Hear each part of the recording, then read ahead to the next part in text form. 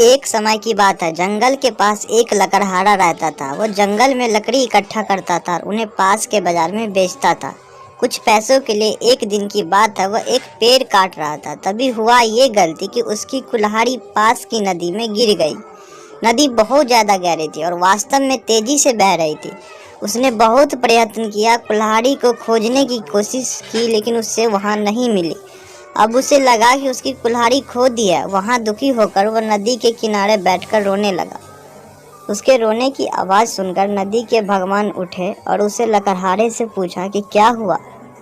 लकड़हारा ने उन्हें अपनी दुखद कहानी बताई। नदी के भगवान को उस लकड़हारे के ऊपर दया आई और वह उसकी मेहनत और सच्चाई देखकर उसकी मदद करने का पेशकश की।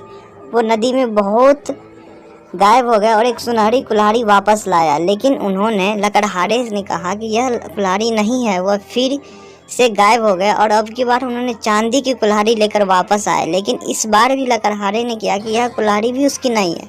वह नदी के भगवान पानी में फिर गायब हो गया और इस बार लोहे की कुल्हाड़ी के साथ वापस आया। लकड़ी का कुल्हाड़ी देखकर लकड़हारा मुस्कुराया और कहा कि यह उसकी कुल्हाड़ी है।